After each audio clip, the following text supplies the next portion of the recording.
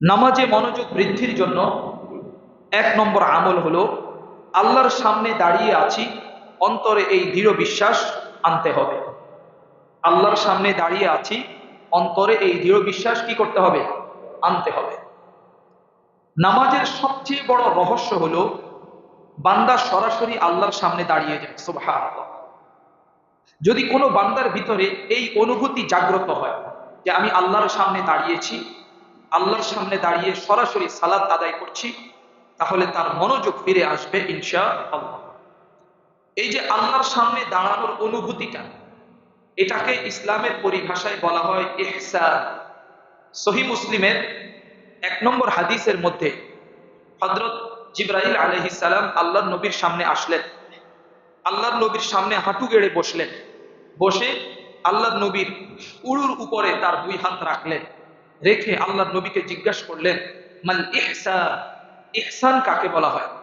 তখন আল্লাহর নবী সাল্লাল্লাহু আলাইহি ওয়াসাল্লাম বলেছেন, আন তা'বুদাল্লাহা কাআন্নাকা তারাহু ফাইন লাম তাকুন তারাহু ফাইন্নাহু ইয়ারাক।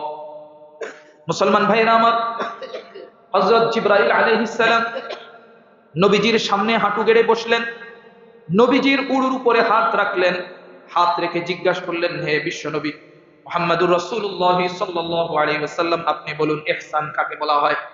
আল্লাহর নবী বলেন, ইহসান হলো তুমি আল্লাহর ইবাদত, আল্লাহর গোলামি এমন ভাবে করো যেন তুমি তাকে দেখছো, আর যদি তা সম্ভব না হয় তবে অন্তত এই বিশ্বাস রাখো তিনি অবশ্যই অবশ্যই তোমাকে দেখছেন। সুবহানাল্লাহ। এটাকে বলা হয় ইহসান।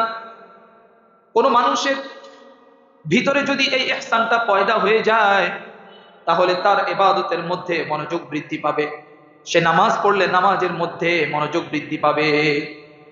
মুসলমান ভাইরা আমার, আজকে যদি আপনাকে কোনো একজন দেশের রাষ্ট্রপতির সামনে 5 মিনিটের জন্য দাঁড় করিয়ে দেওয়া হয়, আপনি কিন্তু বারবার পকেটে হাত দিবেন না।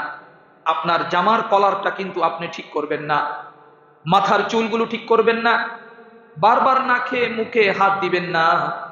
কিন্তু সমস্ত বিশ্বজগতের প্রতিপালক আরশে আজিমের মালিক, আসমান জমিনের মালিক যিনি, তার সামনে যখন আমরা দাঁড়াই, তখন আমাদের মন, আমাদের চিন্তা আর নামাজের মধ্যে থাকে না। আমাদের মন চলে যায় ব্যবসার দিকে, আমাদের মন চলে যায় পরিবারের দিকে, আমাদের মন চলে যায় মোবাইলের দিকে, বন্ধু বান্ধবদের সাথে আড্ডায় কি কি বলেছি সব তখন মনে পড়ে, ঠিক কিনা?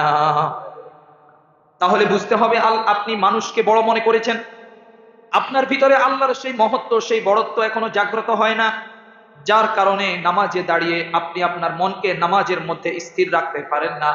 যতদিন পর্যন্ত কোন মানুষের ভিতরে আল্লাহর প্রতি বড়ত্ব মহত্ব পয়দা না হবে, ততদিন পর্যন্ত তার নামাজের ভিতরে একাগ্রতা সৃষ্টি হবে না। নামাজের ভিতরে যদি একাগ্রতা সৃষ্টি করতে চান, তাহলে আল্লাহ রাব্বুল আলামিনকে বড় মনে করতে হবে। আল্লাহ রাব্বুল আলামিনের সম্মান, আল্লাহ রাব্বুল আলামিনের মর্যাদা যখন অন্তরের ভিতরে জাগ্রত হবে, কেবল সেই মুসলমান একাগ্র চিত্তে আল্লাহর সালাত আদায় করতে পারবে। মুসলমান ভাইরা আমার, এখন এই একাগ্রতা আমাদেরকে প্রতিষ্ঠা করতে হবে। যতদিন পর্যন্ত মনের ভিতরে এই একাগ্র চিত্ততা প্রতিষ্ঠা করা না যাবে, ততদিন পর্যন্ত নামাজই পড়বেন, তবে সেটা অভ্যাস, সেটা কিছুমাত্র ব্যায়াম। কিন্তু আল্লাহর নৈকট্য হাসিল করা, আল্লাহর নৈকট্য লাভ করার জন্য যেই নামাজ, সেটা কোনোদিন হবে না। প্রিয় ভাইরা আমার, এখন আল্লাহর সামনে নামাজে দাঁড়ানোর অনুভূতি অন্তরে জাগ্রত করলাম, তা সত্ত্বেও আমাদের অনেকের নামাজের ভিতরে কিন্তু মনোযোগ থাকে না। এখন কেন থাকে না, এর আরেকটি কারণ রয়েছে। সেটা হলো আমরা নামাজে যা বলি, নামাজে যা পড়ি, তার অনুবাদ, তার অর্থ আমরা জানি না, ঠিক কিনা? এখানে একজন মুসলমানকে যদি দাঁড় করিয়ে দেওয়া হয়, যদি জিজ্ঞাসা করা হয় সুবহানা রাব্বিয়াল আ'লা অর্থ কি, বলতে পারবে না। সুবহানা রাব্বিয়াল আযীম অর্থ কি, বলতে পারবে না। সূরা ফাতিহার অনুবাদ বলতে পারবে না। সানাজে পড়ে সুবহানাকাল্লাহুম্মা ওয়া বিহামদিকা ওয়া তাবারাকা ইসমুকা, এই শেষ পর্যন্ত কাউকে যদি প্রশ্ন করা হয় অনুবাদটা বলো, বলতে পারবে না। আমি আপনাদেরকে জিজ্ঞাসা করতে চাই, আপনি বাহিরে কোনো একটা রাষ্ট্রে গিয়েছেন ট্যুরে, এখন সেখানে যাওয়ার পরে আপনি যদি সেখানকার কোনো একজন গুরুত্বপূর্ণ ব্যক্তির বক্তব্য শুনেন, কিন্তু সে যা বলছে আপনি কিছুই জানেন না, কোনো অর্থ বুঝেন না, তাহলে আপনার কাছে বিরক্ত লাগবে কিনা বলেন তো? ঠিক আজকে আমরা নামাজ পড়ি, নামাজে দোয়া পড়ি, অনেক কিছু আমরা বলি, কিন্তু কিছুই জানি না, কিছুই বুঝি না। এই কিছু না বুঝা, এই অনুবাদ অর্থ না বুঝার কারণে আমাদের অধিকাংশ নারী পুরুষের নামাজের ভিতরে মনোযোগ থাকে না। তাহলে 2 নম্বর আমল হলো, নামাজে যা পড়ছি তার অনুবাদ, তার অর্থ আমাদেরকে শিখতে হবে, আমাদেরকে জানতে হবে। কোরআনুল কারীমের সূরা মুহাম্মাদের 24 নম্বর আয়াতের মধ্যে আল্লাহ রাব্বুল আলামিন বলেন, আফালা ইয়াতাদাব্বারুনাল কুরআনা আম আলা কুলুবিন আকফালুহা। আল্লাহ রাব্বুল আলামিন বলেন, হে আমার বান্দারা, তোমরা কি কোরআন নিয়ে গভীরভাবে গবেষণা করো না, চিন্তা করো না, নাকি তোমাদের অন্তরগুলোকে তালা মারা হয়েছে? মুসলমান ভাইয়েরা আমার, আজকে আমরা কত কিছুই না শিখলাম, কত কিছুই না জানলাম। অনেক সূত্র আমরা জানলাম, রসায়নের সূত্র জানলাম, আমরা ফিজিক্সের অনেক সূত্র মুখস্থ করলাম, অ্যালজেব্রা অঙ্কের কত সূত্র আমাদের অনেকের মুখস্থ আছে। নিজেকে মুসলমান দাবি করে, কিন্তু সূরা ফাতিহার অনুবাদ জানে না। আছে না নাই? বহু আছে। এখন আপনি আল্লাহর সামনে দাঁড়িয়েছেন, সেই অনুভূতিও আছে, নামাজে যা যা পড়তে হয় মোটামুটি সব আপনার মুখস্থ আছে, তারপরেও আপনার নামাজে মনোযোগ বসছে না। কারণ কি? কারণ হচ্ছে আপনার অন্তর এখনো পরিশুদ্ধ না, আপনার অন্তরটা অসুস্থ। এই জন্য 3 নম্বর আমল হলো, গুনাহ থেকে বেঁচে থাকতে হবে। গুনাহ থেকে কি থাকতে হবে বলেন? বেঁচে থাকতে হবে। গুনাহ থেকে বেঁচে থাকলে অন্তরটা পবিত্র থাকবে, নামাজের ভিতরে মনোযোগ থাকবে, নামাজে যা পড়বেন এবং নামাজের যে মজাটা সেটা আপনি পাবেন ইনশাআল্লাহ। আল্লাহ তাআলা কোরআনুল কারীমের সূরা মুতাফফিফিনের 14 নম্বর আয়াতের মধ্যে বলেন, কাল্লা বাল রানা আলা কুলুবিহিম মা কানু ইয়াকসিবুন। মুসলমান ভাইরা আমার, আল্লাহ রাব্বুল আলামিন বলেন, কখনো নয়, বরং তাদের কৃতকর্মের কারণে তাদের অন্তরে মরিচা পড়ে গেছে। অর্থাৎ একজন মানুষ গুনাহ করলে শুধু তার আমলটা কমে যায়, বিষয়টি এমন নয়, বরং গুনাহ করার কারণে প্রত্যেকটা মানুষের ভিতরে যেই নূর থাকে, কলবের ভিতরে যেই নূর থাকে, সেই নূরটা নিভে যায়, যার কারণে মানুষের নামাজের ভিতরে মন বসে না, কোরআন তেলাওয়াতের ভিতরে মন বসে না, ওয়াজ নসিহতের ভিতরে মন বসে না। কারণ হলো, গুনাহ করতে করতে অন্তরের ভিতরে নেক গ্রহণ করার যে নূর আছে সেটা নিভে গিয়েছে। ও মুসলমান, খুব মনোযোগ দিয়ে শুনেন। এই জন্য সালফে সালিহিনগণ বলতেন, কোন ব্যক্তির নামাজের ভিতরে যদি মনোযোগ না বসে, সে যেন তার গুনাহের কথা হিসাব করে, সে কি পরিমাণ গুনাহ করেছে সেটা যেন সে হিসাব করে, তাহলে সে নামাজে মনোযোগী হতে পারবে। আমরা আজকে অভিযোগ করি নামাজে মন বসে না, কিন্তু আমরা কি কখনো ভেবে দেখেছি যে আমার উপার্জন কি হালাল? আমার চোখ কি হালাল জিনিস দেখে? আমার কান কি হারাম জিনিস শুনে? আমার মোবাইলে কি আছে? যত উল্টা পাল্টা গান, বিবস্ত্র মহিলাদের ছবি, উল্টা পাল্টা যত কিছু সব মোবাইলের ভিতরে আমাদের আছে। শুধু তাই নয়, এই যে জিহ্বা, এটা যে গীবত থেকে এখনো বাঁচাতে পারি না, পরনিন্দা, অন্যের সমালোচনা থেকে বাঁচাতে পারি না। আচ্ছা বলেন তো, এত সমস্যা নিয়ে 5 মিনিট 7 মিনিটের নামাজে কি মনোযোগ বসবে? বলেন বসবে? জীবনেও বসবে না। এই জন্য গুনাহ থেকে বেঁচে থাকতে হবে।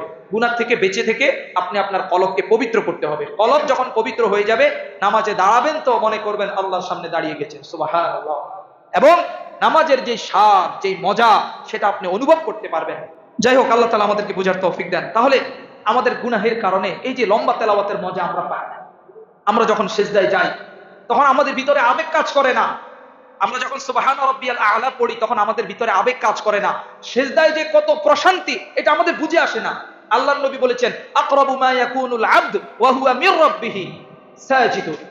আল্লাহর নবী নিজে বলেছেন যে বান্দা আল্লাহর সবচেয়ে বেশি কাছাকাছি কখন হয়?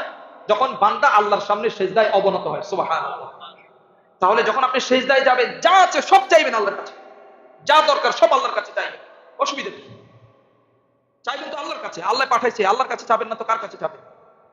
তাহলে এই বিষয়গুলো আমরা খুব খেয়াল রাখবো, অন্তরকে পরিশুদ্ধ করব, গুনাহ থেকে বেঁচে থাকবো। আল্লাহ তাআলা বুঝার তৌফিক দান করেন, আমিন। এখন অর্থ জানলাম, নামাজে আল্লাহর সামনে দাঁড়ালাম, সে অনুভূতিটাও আছে এবং গুনাহ থেকেও মুক্ত, তারপরেও আমাদের নামাজে কেন মন বসে না? 4 নম্বর আমল হলো, আমরা যখন নামাজে দাঁড়াবো, এই নামাজকে জীবনের সর্বশেষ নামাজ মনে করব, যে এই নামাজটাই আমার জীবনের শেষ নামাজ, আমি হয়তো আর নামাজ পড়তে পারবো না। ভাই আপনি একটু চিন্তা করুন, আপনাকে যদি বলা হয় আজকে জুমার নামাজের পরে, বয়ানের পরে 2 রাকাত জুমার সালাত আদায় করার পরে মালাকুল মাউত আজরাইল আপনার বাসায় আসবেন এবং আপনার জান কবজ করবেন। আচ্ছা বলুন তো, আপনি কি জুমার নামাজটা তাড়াতাড়ি পড়বেন না ধীরে ধীরে পড়বেন? ভালো করে পড়বেন না কোনো রকম পড়বেন? ভালো করে পড়বেন। কেন? আপনি জানেন আপনার মৃত্যু নিশ্চিত। ঠিক আপনার প্রত্যেকটা নামাজকে এটা মনে করতে হবে যে আমার এই নামাজটা হতে পারে জীবনের শেষ নামাজ, আমি হয়তো আর নামাজ পড়ার সুযোগ পাবো না। আল্লাহ নবী সাল্লাল্লাহু আলাইহি ওয়াসাল্লাম এই শিক্ষা আমাদেরকে দিয়েছেন। সুনানে ইবনে মাজাহ 4171 নম্বর হাদিস। আল্লাহ নবী বলেন, ইদা কুমতা ফি সলাতিকা ফাসাল্লি সলাতা মুওয়াদ্দিইন, যখন তোমরা নামাজে দাঁড়াও তখন নামাজটা এমন ভাবে আদায় করবা যেন বিদায়ী ব্যক্তির নামাজের মতো হয়। বিদায়ী ব্যক্তির নামাজের মতো যেন তোমাদের নামাজটা হয়। তাহলে সবকিছু থাকার পরেও যদি এই জিনিসটা থাকে তাহলে মনোযোগ আরো বাড়বে। আমার ভাই দেখুন, আমাদের সাথে ফজরের নামাজ পড়েছে এমন বহু মানুষ ছিল, কিন্তু ফজরের নামাজ পড়ে গিয়েছে, জোহরের নামাজ পড়ার আর সুযোগ তার হয় না। জোহরের নামাজ আর পড়তে পারে না, আসরের আগে দাফন কাফন শেষ। বহু মানুষ আমাদের সাথে এশারের সালাত আদায় করেছে, ফজরে আর জাগ্রত হয়নি, জোহরের আগে তার দাফন কাফন শেষ। আছে না নাই বলেন তো? এই যে গোরস্থানে যান, এই যে পাশে গোরস্থান আছে, একটু মাঝে মধ্যে না কবরস্থানের পাশে একটু দাঁড়ায় দাঁড়ায় চিন্তা করবে, এই মানুষগুলো তো ভেবেছিল যে আমি আরো নামাজ পড়বো, আরো ইবাদত করব, আরো নেক আমল করব, আরো দান খায়রাত করব, কিন্তু সুযোগ শেষ হয়ে গিয়েছে। আজকে তারা কবরের বাসিন্দা হয়ে গিয়েছে, তারা আর নামাজ পড়তে পারে না, তারা আর দান খায়রাত করতে পারে না, তারা আর কোনো নেক আমল করতে পারে না। এই বিষয়টা চিন্তা করবেন, তাহলে নামাজের ভিতরে মনোযোগ আসবে। আরেকটা পাশাপাশি আরো বড় একটা সমস্যা হলো নামাজে মনোযোগ না থাকার, সেটা হলো শয়তানের ওয়াসওয়াসা। 5 নম্বর আমল হলো শয়তানের ওয়াসওয়াসার বিরুদ্ধে নামাজের ভিতরে লড়াই করতে হবে। এখন প্রশ্ন করতে পারেন, হুজুর নামাজের বিরুদ্ধে লড়াই করব কিভাবে?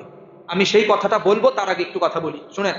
শয়তান কিন্তু নামাজের বাহিরে বিদ্যুৎ বিলের কথা মনে করিয়ে দেয় না, গ্যাস বিলের কথা কিন্তু নামাজের ভিতরে নামাজের বাহিরে মনে করায় না। অফিসে আপনি কোন ফাইলটা ল্যাপটপে এখনো কিছু করতে পারেননি, সেটা কিন্তু নামাজের বাহিরে আপনাকে শয়তান মনে করিয়ে দিবে না। শয়তান যত চিন্তা, যত পেরেশানি, যত ভাবনা, যত রেখে যাওয়া কাজ, কোন বন্ধু কি বলছে, কোন ভাই কি বলছে, সব এগুলো যখন নামাজে দাঁড়ান তখন মনে করিয়ে দেয়। শয়তান বেচারা কত ভালো মানুষ, হ্যাঁ, ঘরে যেটা মনে নেই আল্লাহু আকবার কইয়া নামাজে দাঁড়াইছে সব মনে পড়তেছে অটোমেটিক। কি মেমোরি! আল্লাহু আকবার। এখন এই সমস্যার সমাধান আল্লাহর নবী কি দিয়েছেন আমি আপনাদেরকে হাদিসটা শুনিয়ে আলোচনা শেষ করে দিব। সহিহ মুসলিমের 5631 নম্বর হাদিস। আল্লাহ নবী সাল্লাল্লাহু আলাইহি ওয়াসাল্লামের কাছে একজন সাহাবী আসলো, ইয়া রাসূলুল্লাহ, শয়তান আমার নামাজ, আমার কেরাতের মাঝে এসে বাধা হয়ে দাঁড়ায় এবং সব কিছুতে গোলমাল বাঁধিয়ে দেয়। সূরা ফালাক পড়লাম না সূরা নাস পড়লাম, আত্তাহিয়াতু কি পড়লাম না পড়লাম না, 1 রাকাত হইল না 2 রাকাত হইল, নাকি 3 রাকাত, নাকি 4 রাকাত, এরকম অনেক সময় আমাদেরকে গোলক ধাঁধার মধ্যে কি শয়তান ফেলে দেয়। আল্লাহ নবী সাল্লাল্লাহু আলাইহি ওয়াসাল্লাম বলেন, এটা হলো খিনজাব নামে এক শয়তান। খিনজাব শয়তানটার নাম কি? খিনজাব এই শয়তানের নাম।